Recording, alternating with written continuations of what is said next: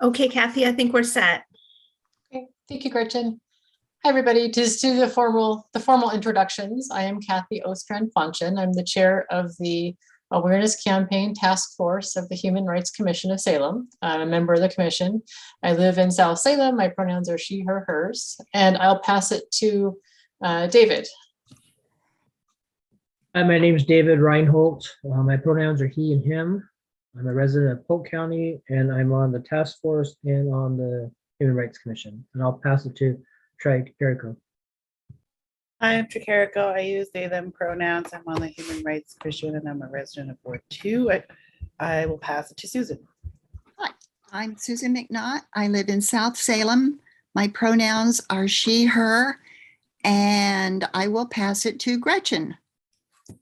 Hi, everybody. My name is Gretchen, and I'm staff to the commission and use pronouns she, her, and I will pass it to Joaquin.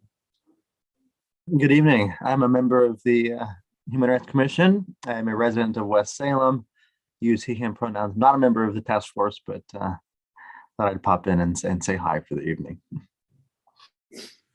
Thank you, everyone. So, Joaquin, I don't know how familiar you are with the Awareness Campaign Task Force, but my understanding, and I've been the chair since just the beginning of this year, is that we are tasked with raising awareness about the Human Rights Commission throughout the community, doing communication strategies, using various tools and materials to kind of get the word out there. And one of the projects that the task force has done since, I believe, since the inception of the discrimination survey is to kind of take the lead on that. And so that's going to be our main discussion point tonight. I appreciate you making the time to join us for tonight. I appreciate the input and the perspective. So let's see, we have on our agenda public comment. I saw the email from Linnell that you had forwarded, Gretchen. Was there any other public comment that you were aware of? There was not any other public comment. And Joaquin, I think I failed to email it to you, so I will send that right now. And the comment that Linnell raises, I think, fits into our conversation about the discrimination survey and getting the word out and some of the things that we can do. So I think I'll hold that for another minute until we get to that part of the agenda. So approving minutes, we did not have a quorum last meeting, and so we need to approve both the April and the May task force meeting minutes. And I think, Gretchen, I believe you sent out an edited version of the May minutes later today with just one minor edit. So if anybody has a motion to approve those minutes. I so move. Seconded. Thank you, Susan. Thank you, Tricarico. Do we need to formally vote, or I forget every time how this process works? Some way of affirming that people have approved it, whether it's, all those say aye, or okay. Is anyone opposed? Just something to verify if anyone objects. And does anyone object to approval of the April and May minutes? No. Okay, I see everyone's head shake. Thank you very much. Okay, so then they are approved. Okay, so discrimination survey analysis and distribution. I was not at the full commission meeting. Would that have been the June meeting? But I did watch it on YouTube after the fact. For those of you who were there, I don't know, does anyone have any thoughts or something they'd like to share before we get into talking about next steps? Okay. So I think, let's see, there's a few different thoughts that I had. We need to talk about what the next steps are as far as communicating the results out. I know last year there was, I think, the Salem Reporter. I don't know if it was in the Statesman Journal as well. But Gretchen, I'm a little unclear on which part of that is the task force role as opposed to the city's role, as opposed to the full commission. Would you mind maybe helping clarify that a little bit? Well, sure, absolutely. Oh, pardon me, Linnell is in the waiting room and I just noticed that. So we can welcome Linnell into the meeting.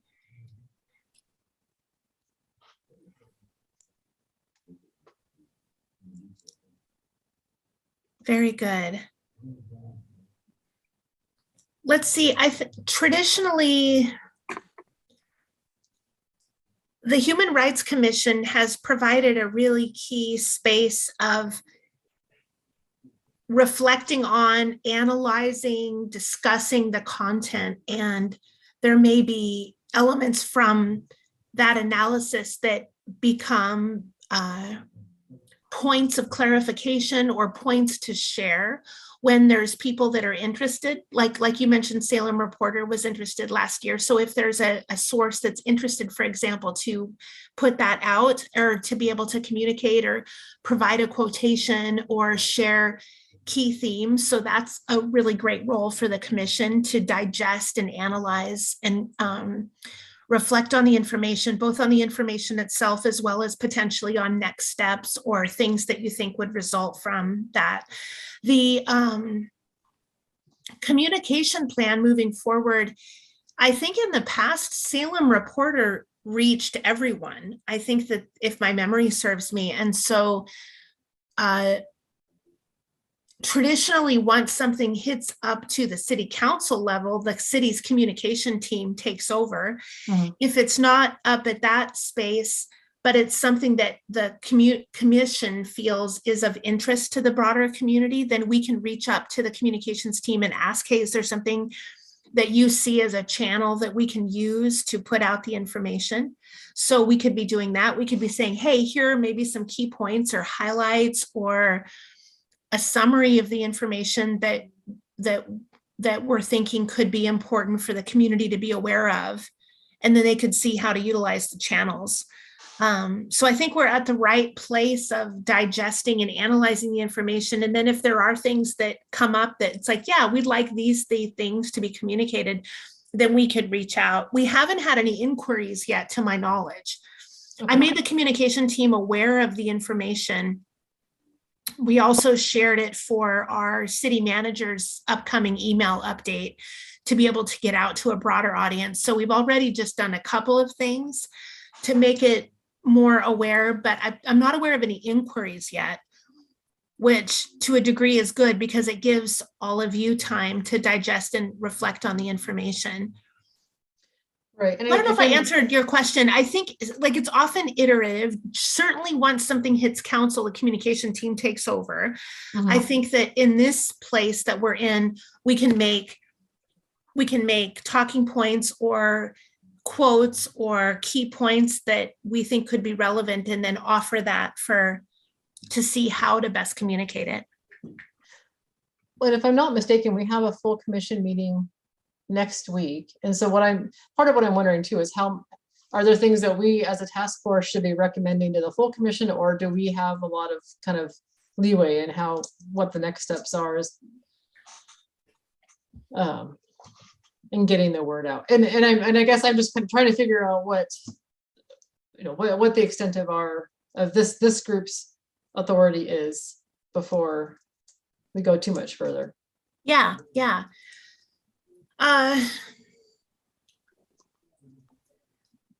It's my view, and I'd be interested in the views of those of you here, that this committee's recommendations, thoughts would really benefit the broader commission. Mhm. I know we didn't get to have a majority of the commission members present when the students talked. And so I think there'll be a fair number of members playing catch up, and I don't know how many of them did what you did, Kathy. It was great of you to go back and watch the meeting. So I think having some input from this committee who's had a chance to kind of talk and digest tonight could only help the commission as it tries to think about things. You hate to jump ahead of the majority of the commission with outward steps, and so or external communications, if you will. So Right. It's a great opportunity for this group to reflect on some key things and to take it to the group next week and then go from there, I would think. Okay, because there's a couple things. Linnell's email is one suggesting that there be a presentation to council that I think we should talk about. And then also the students had suggested a couple different things as far as getting the word out. Now that we've asked for feedback from the community, letting the community know that yes, we heard you, and having some sort of a follow-up loop. So I kind of like everyone, your thoughts on what what we should, how we should approach that. And with Linnell's suggestion with raising it up to council's level, did that happen last year? I can't remember. Was there a formal presentation to council about the survey results, or did they just get a written report? It was woven into our chair's kind of a report of the year. Okay. And so when Angelo spoke at the council meeting, commenting on the discrimination report was a part of that update. Here was some things from that. This is what we did. And then here's a couple of results from that.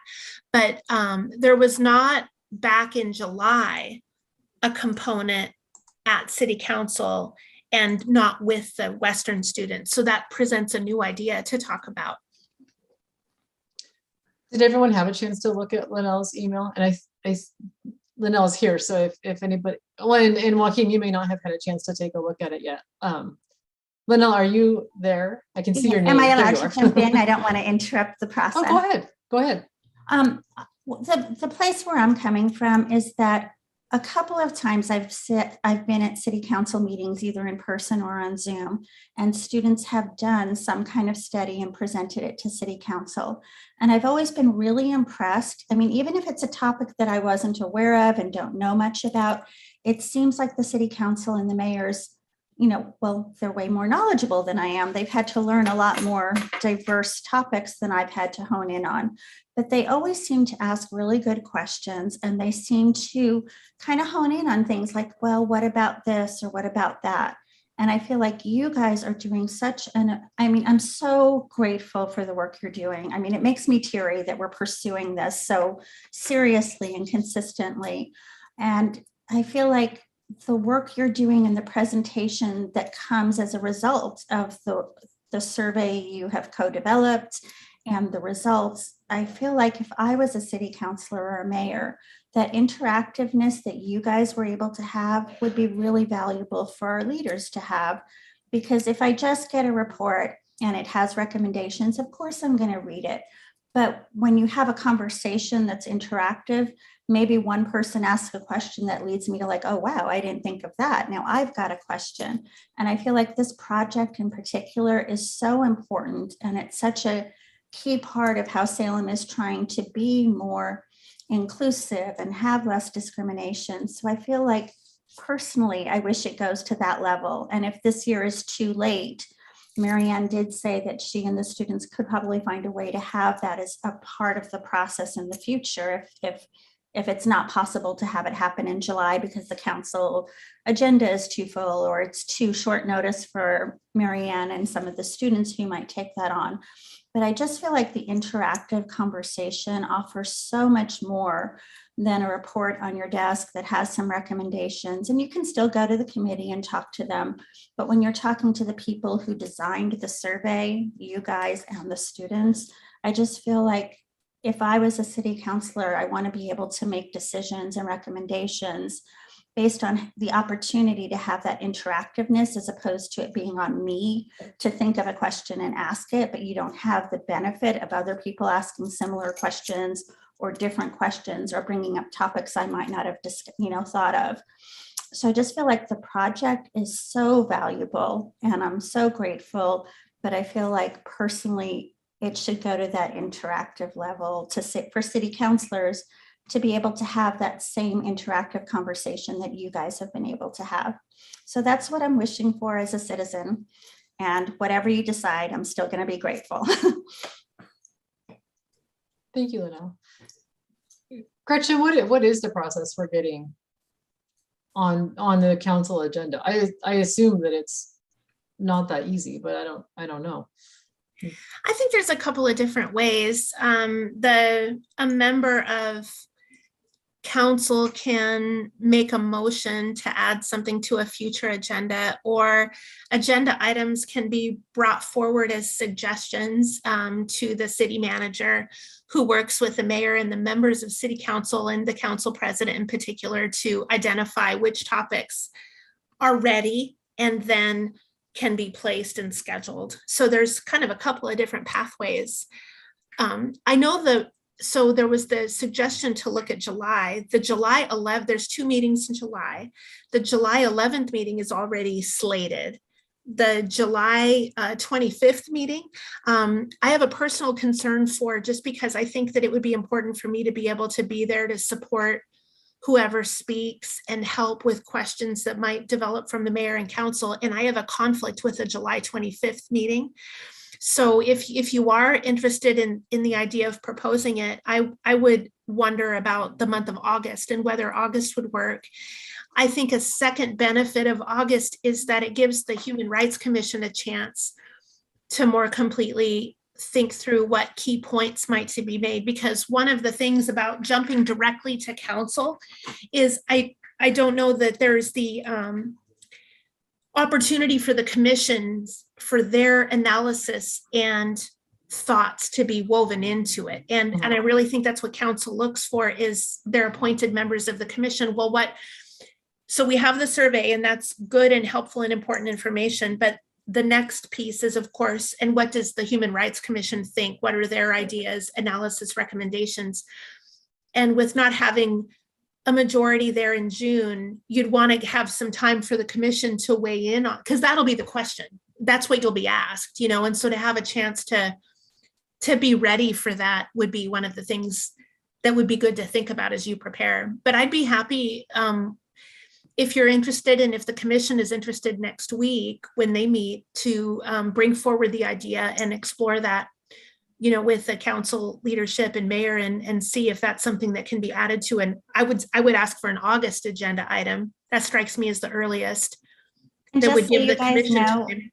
I mean, I didn't know the process as far as the request and timeframes and, what level the HRC as that group has had a chance to review things. So just my own thing would be, of course, it needs to come after the HRC reviews it. And if that ends up being August or September and the students are back in school, then you don't even have to worry about their availability as much. So I'm not invested in July. I'm more invested in, like, can it go to city council? But of course it should go to the HRC first. So with that, I'll leave and go do other things. And I know you guys will discuss things, and just know I'm so grateful for this project in particular, but for all the work you do. But this project, I think it means so much, and the work you've put into it and the recommendations you've made in the past have just been so amazing. And I hope we keep going in this direction with city council being able to hear the students' presentation, because each time I've heard that from another group, I feel like that interactive conversation is so valuable. So thank you. Thank you, Liddell. Take care. Bye. What does everyone else think about asking Marianne and the students to come back at some point and make a presentation for council? I think it would be great. I think it would also be a really good way for the students to see the impact of their work. Mhm. And it's one of my favorite things about this project, is that they get to learn about the process and not just do a case study. They're doing something that actually affects, hopefully, their community if they're in Salem, but they're going to be local enough, I presume. So I'm all for it. I understand, like Gretchen mentioned, it might not be feasible this year. And perhaps at that point, we could connect with the greater HRC to try, I don't want to say have us present it, but have us report it, because I do agree with her point that if the commissioners just see an email, they may not Right. really look at it. So I'm in favor of doing whatever we can this year, and then maybe making it a more formal part of the process next year, depending on what the students' availability is. Thank you, Tricarico. Go ahead, Susan. I think it's important for the Human Rights Commission to be able to talk it through. Mhm. And I'm sorry I missed last time. I was out of the country. But yeah.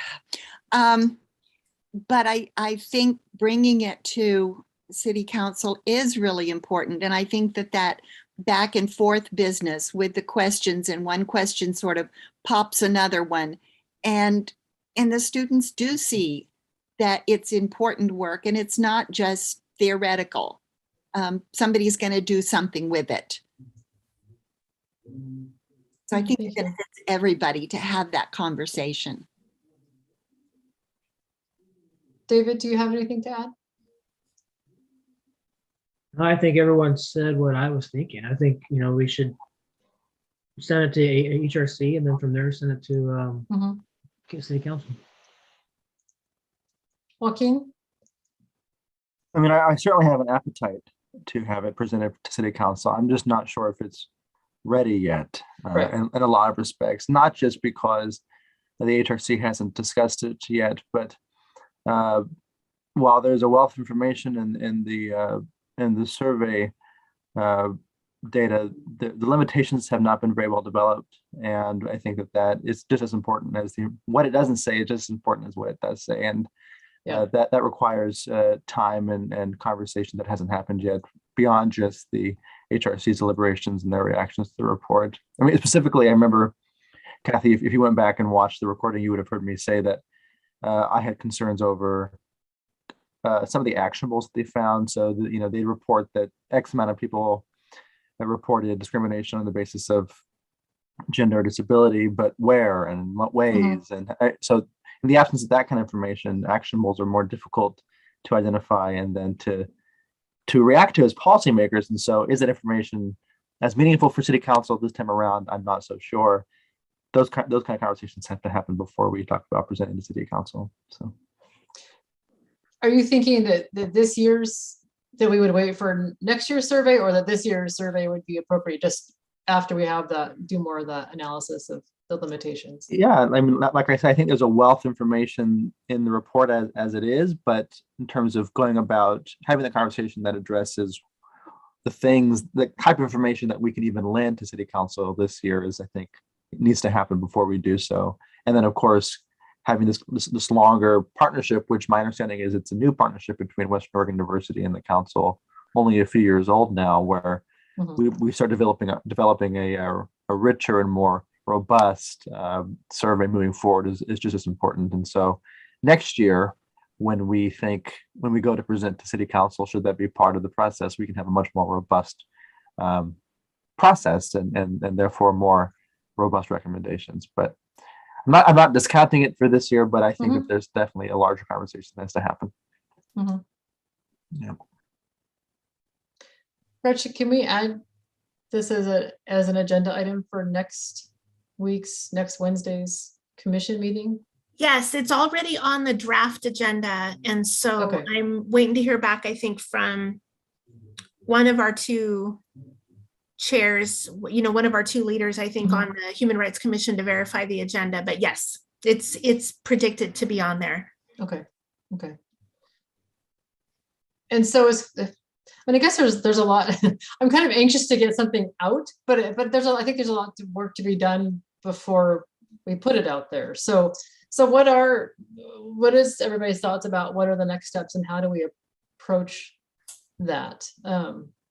Going through, I seem to remember somebody asking at the meeting about further breaking down some of the data. I think it might have been Kelsey. For example, there was the questions about comfort level with reporting to the Salem Police Department. Well, can we break that down by race as one of the things that I think was a question? And when I was looking at it, I think there's some other things that I'd like to see more broken down. And I believe Marianne said that she could do that, but I don't know that if we've heard back from her, or Gretchen, if you've heard anything further from her on that. I don't know either, not that I'm aware of, but Okay. I'd want to double check myself before saying that definitively, but I could certainly follow back up and see. Well, I wonder if that's something to ask about next week, if there are more commissioners available for the meeting, if there's other follow-up questions that we have, and we can maybe send them to her as a package. I like that. She definitely said that she was amenable to that and that she could do that. Yeah, I think she's got all that. We can put the data together in whatever way we ask her to. I remember from last year too, that she was very open to sharing that. So I don't mean to monopolize any airtime, but Go ahead. I was, in addition to this report that I was reading from the HRC, I also read the Oregon's DOJ's report for bias crimes, which is quite lengthy. But one of the things that they found to prove very successful and was a part of their recommendations moving forward was partnering with COBs, community or CBOs, community-based organizations, and that in both the dissemination of information as it relates to reporting bias crimes or incidences of hate, which saw a lot of success, but also in terms of disseminating information. I think they found that in partnering with community-based organizations or culturally specific organizations, they had upwards of 600% increase in reports and engagement on the part of Oregonians with the Commissioner for Criminal Justice or whatever entity it was that they were trying to engage with. And so that, I think, might be a blueprint for what we may do moving forward, both in terms of disseminating information like the report, and also in terms of partnering with community organizations in developing and disseminating the survey next year. And also, I think I skimmed Lionel's email, but also, of course, making it the information and the results readily available to our houseless population is super important. I think thinking critically about how to do that is probably one of the tasks that lies ahead of us too. So, but just kind of tying in the DOJ report, I think is important too for those of us who haven't read it. Thank you. That's a good point.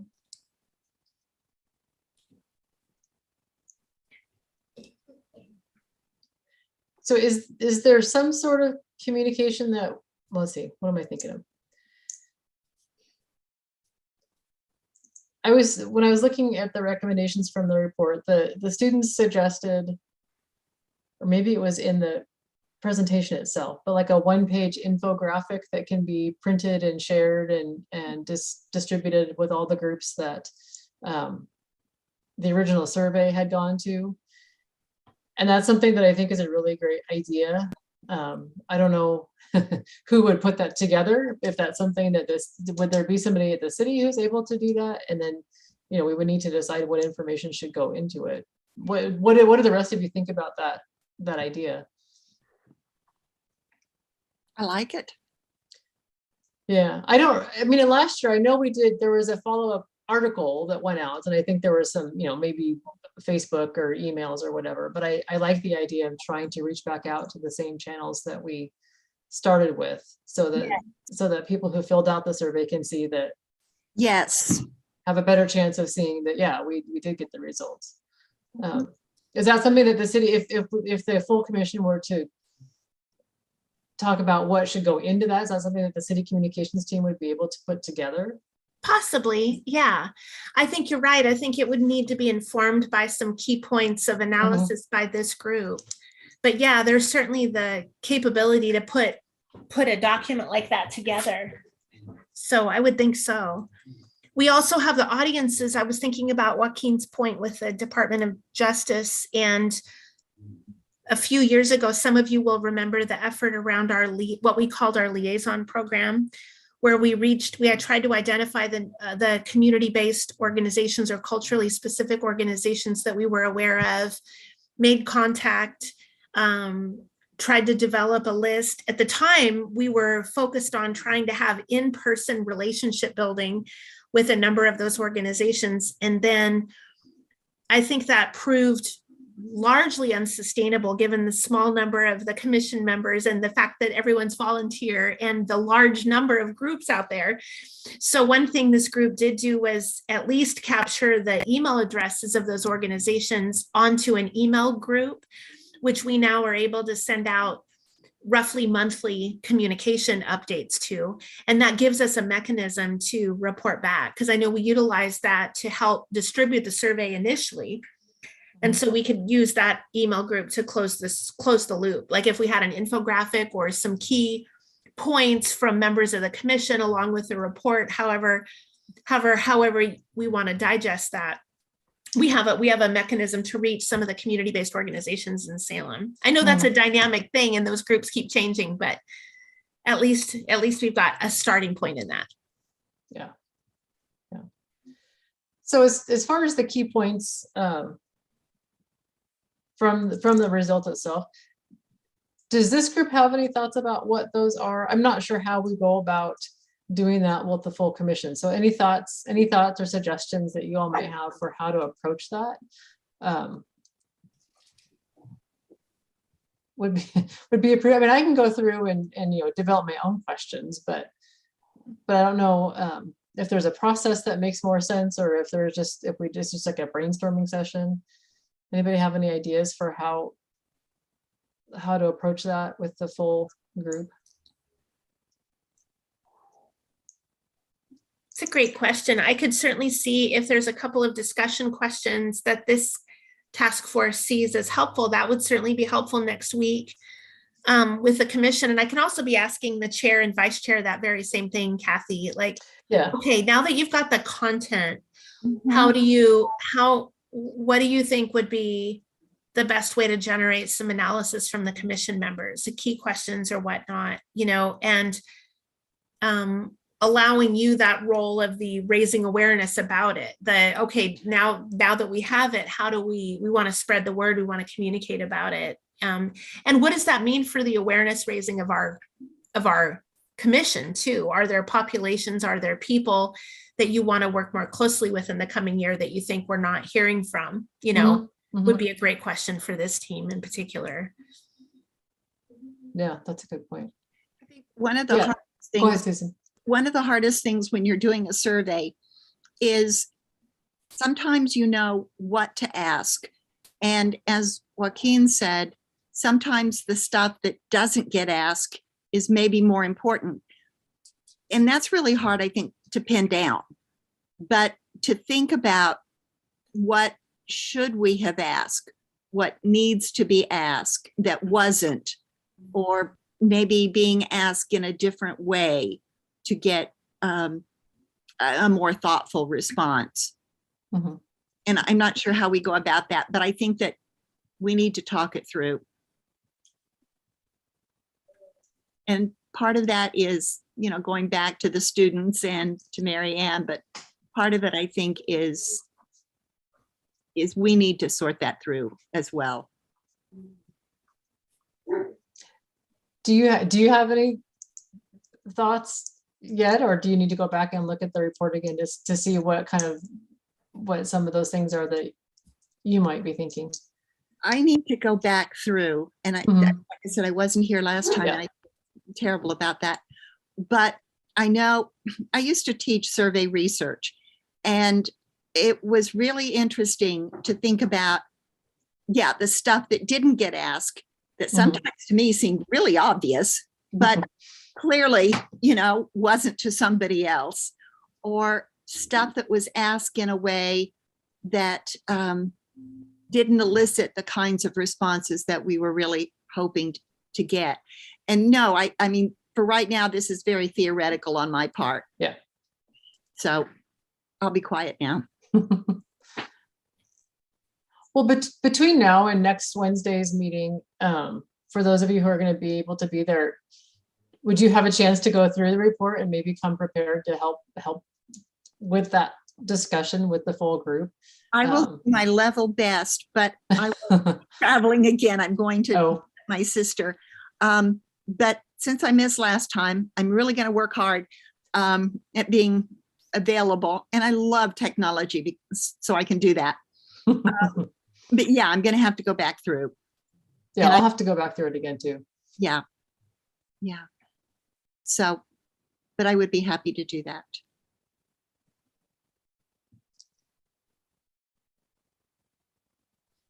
So go ahead. Oh no, Kathy, please go ahead. Go ahead, Gretchen. I was just gonna kind of sum up what I heard, but you go ahead, please. One of the areas maybe to be thinking about, if there's a thought from the commission on when I think about the points about what questions weren't asked, one of the realms that the survey doesn't get into is sort of the dispensation or the status of the complaint of people. So for example, if a person reported that they experienced discrimination, we didn't ask, was that reported? Was it founded or unfounded? Was it investigated? Was it substantiated? It really honors the experience and the view and the perspective of the person providing the report.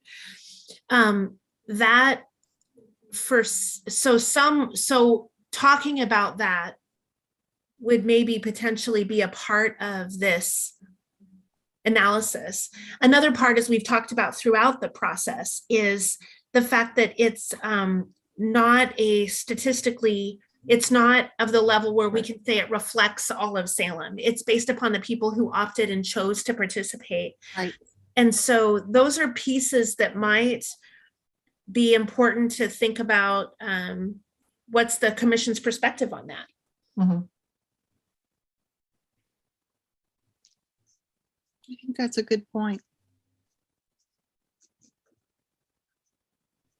I know those are things that at least come up informally in conversation, and I recall have come up in the past with media interviews with folks. And so it's good to be kind of ahead of that, you know, what this is and what it tells us.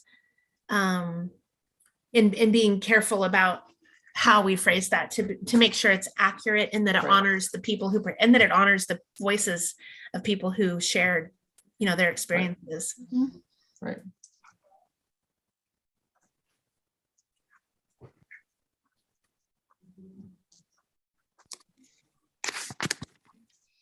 Well, is there anything else that this group can do in regard to the survey before, you know, before next week's full commission meeting, or that we should talk about? I think there's a lot that we'll need to do after next week's meeting as far as getting some sort of follow-up.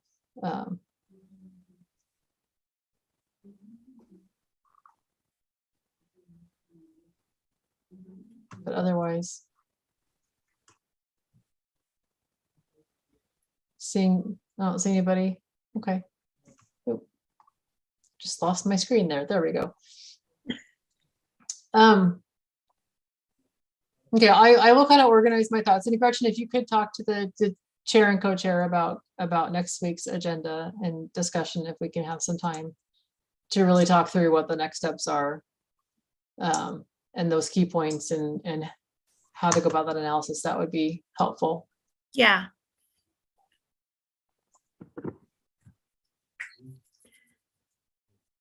Kathy, I'm sorry to interject at the last minute there, but I wonder if there's something helpful in the task force members tonight, thinking about the kind of putting yourself in the shoes of community members who may or may not be comfortable reporting bias crime to the Human Rights Commission, or a community member who might be a participant in a community-based organization who might hear from someone in that group about bias that they're experiencing, and think about what you would want those folks to hear about this report. For example, maybe one of the themes in the report was that it's a common experience for people who completed the online survey. For people who were unsheltered, they reported it was a virtually universal experience. So maybe demystifying or something that, hey, it's normal and okay to talk about. It happens. We understand it happens. You know, reporting is important and helpful. Or I don't know, I don't want to put words in your mouth, but there might be some help in trying to put on the shoes of a person who's a potential reporter, as well as a person who interacts with a potential reporter, and think about what this report, what this information does to help with those conversations. You know, I think about your role, the Awareness Campaign Task Force role, raising awareness about the resource of the Human Rights Commission, and how this helps us, you know, do that in a way that's maybe responsive to people's concerns. Or I don't know if that makes sense, but just, I guess it's a thought to offer as you're thinking about your preparations for next week. Mhm. Anybody have any thoughts in response to Gretchen's comments? I think it's a good point, I think it is too. in making the community more aware.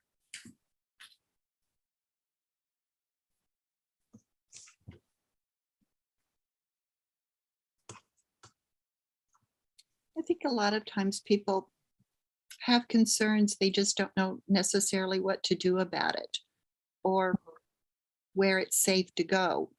Mhm. And clearly that's what this committee is all about. But yeah, I think that we need to keep working on that one. Mhm.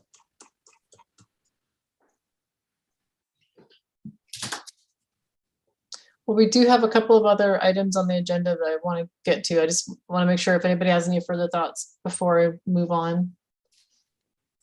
Okay. Let's see. So unsheltered communities, we've had this on the agenda ongoing. And I think, Gretchen, do you have an update on where we are with the Chapter 97 changes? I know those are still in process. That's going to come back to the Human Rights Commission next week as well. Okay. And we hope that those are now in a form that where it'll look pretty complete for the commission to review. So it is one of the things the commission had asked for is to be able to share the concepts with people who are experiencing houselessness or people who work with people who are.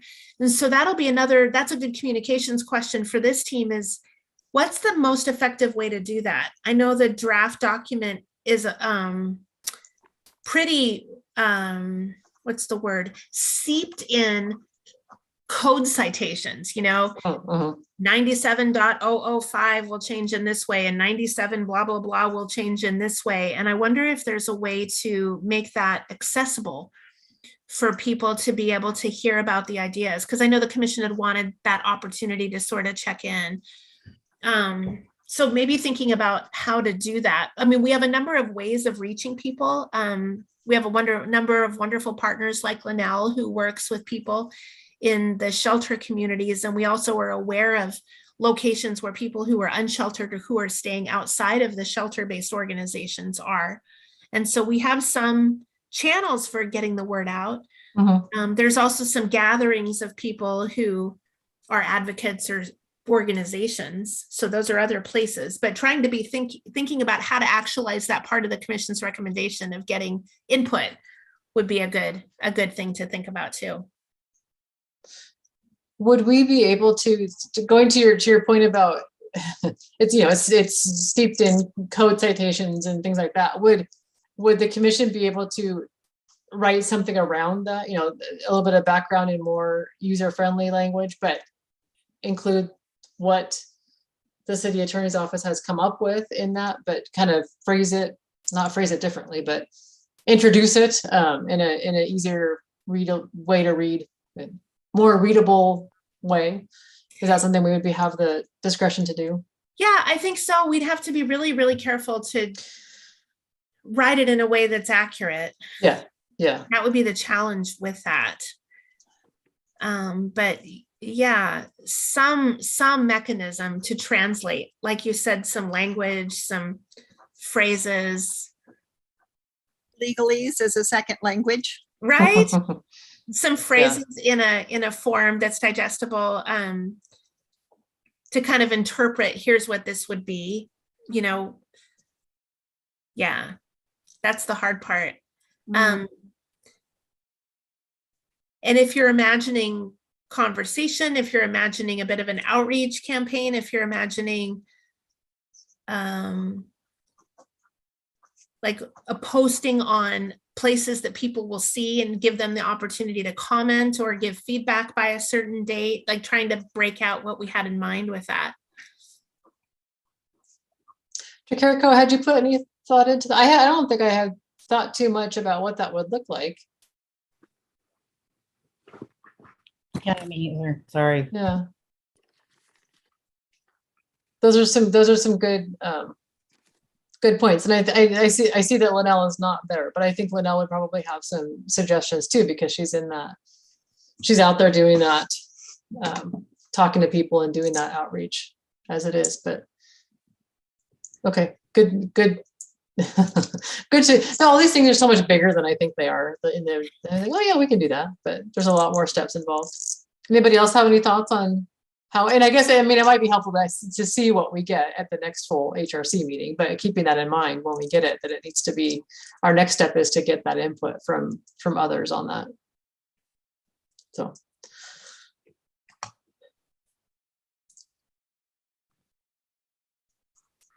Okay. So we have just a standing item on our agenda, our annual, I'm trying to think of what we call it, the communication plan. There are things for every month that we've tried to put out some sort of a, well, we've talked about it. I don't think we've been very good about doing it on necessarily on a monthly basis. I don't think anything went out for June. July, on our list, there's the ADA anniversary of passage, there's discrimination survey results if conducted. And I'm starting to feel like maybe it's going to be premature to have something out ready for July. And then International Day of Friendship. But is there something else that, do any of those ideas spark some interest, or is there something else that we might want to put out there just as a general communication to the community to kind of keep us somewhat active? I don't know. May I ask what those typically look like? What the communications look like? What we've done, there's been a couple that have gone out, and there's Gretchen has that email list that I think they go out to. And has there been something? I don't know if I've seen something on the city's Facebook page or on the website. Is it more the email? No, I think it depends on the topic. Okay. Yeah, we produce this for the email, but sometimes depending on the topic, it might go out in the other city communication channels as well. That's a good point. And Joaquin, it's usually been sort of information, sometimes links, and it's a way to stay in touch with those relationships that we're trying to maintain, as well as there's individual people who've asked to be on the list to receive a communication from the commission. And you're right, Kathy, we didn't do anything in June. We did have a couple of proclamations that were passed in June by City Council that would be of interest to the population. So those could be important to put out, but then also, I know we were anticipating getting something out about the discrimination survey and haven't yet. Yeah. I think so in March, let's see, in February, I believe there was something we put out about Black History Month. And in March, I know there was something about Transgender Day of Visibility. And then in May, it was probably just getting the survey out. So I'm not remembering anything else. So it's been a while. But I think the idea is, especially if, if the role of our task force is to increase awareness about the Human Rights Commission, just having those communications go out on various topics. And it's been a while, so see if we can come up with something to put out there. Anybody having off the top of your head, can you think of anything else, or any of those three? I mean, the ADA anniversary, I don't know how many years it's been, but that might be something to. I think that would be a really good one.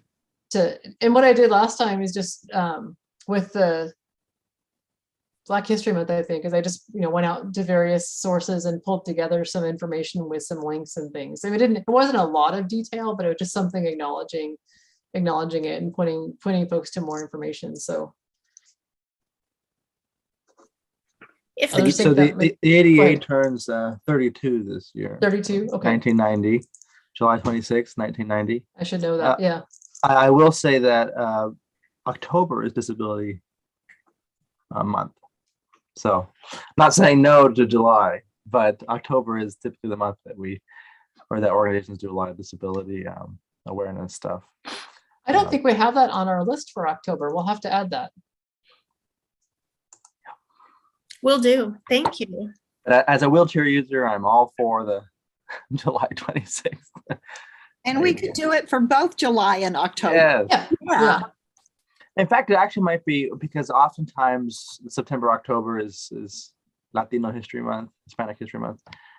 So that's often disability is lost in the mix there. So I saw something that said that July was Disability Pride Month. it is. It is. Okay. Maybe Yes. that's what they were thinking. Yes, it is. The city is also at work on an update to a portion of its ADA transition plan. And I believe a survey will be open a bit during the month of July to get some feedback. And so if the group is interested, I could try to pair some survey distribution with this piece and invite people to make comment on Yes, yes, please. that. That sounds good. What do you need from us, Gretchen?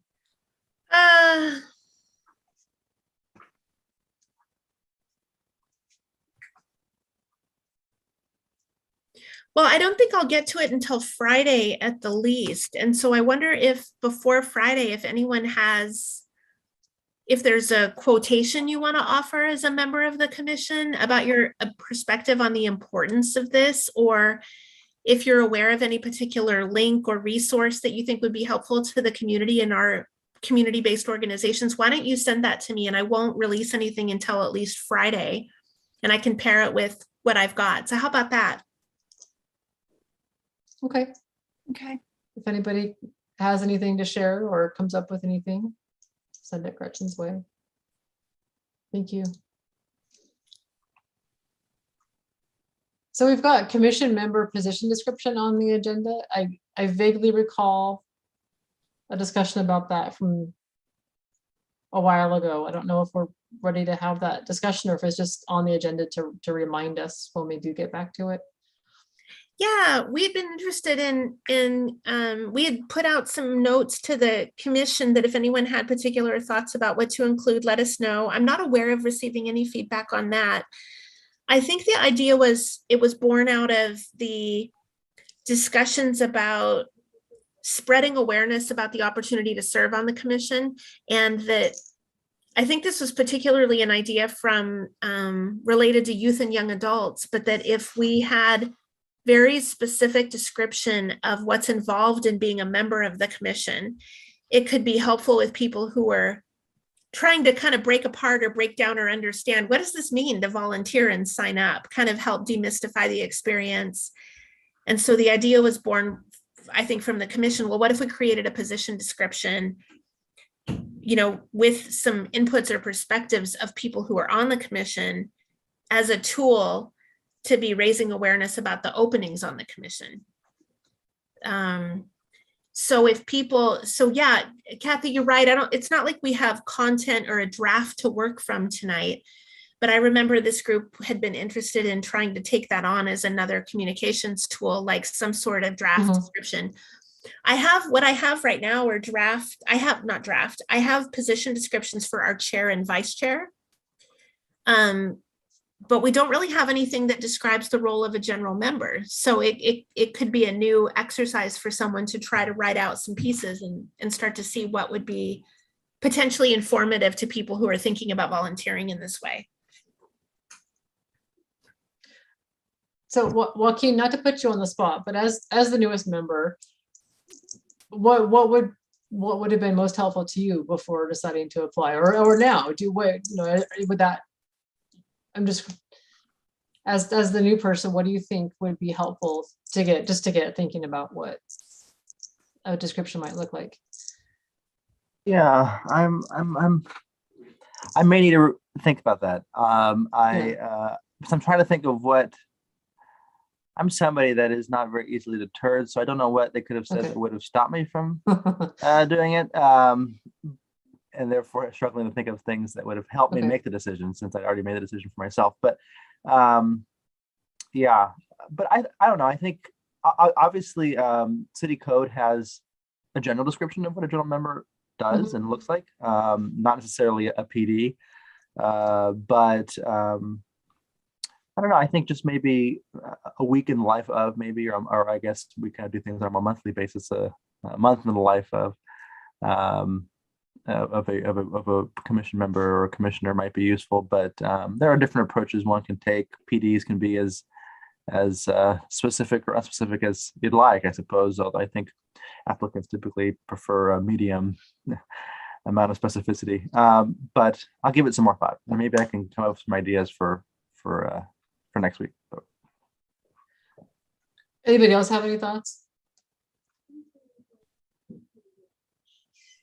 I think I think this is a good idea. I don't think it's our priority right now, because I think we've got the survey analysis to get through, but it's just kind of thinking about it. I know, I mean, I've been on the commission now for what, a year and a half, and I think I still have lots of questions about things. So I think that we'll be able to come up with something. So yeah, do we just want to keep it on the agenda for now, knowing that we may not come up with a description until after the survey analysis and the results get out? Okay, and then I see that it's almost 8 o'clock. I don't want to keep people later than we need to, but Gretchen, the next meeting, I think you had a conflict, so you were wanting to maybe schedule it to the following Wednesday, August 3rd. That's Is that right? correct. That's right. I don't know if that would work for folks. Me.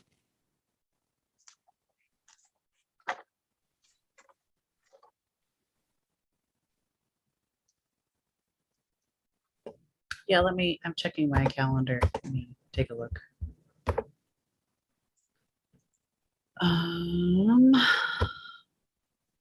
Yeah, I should be available that day. So 7?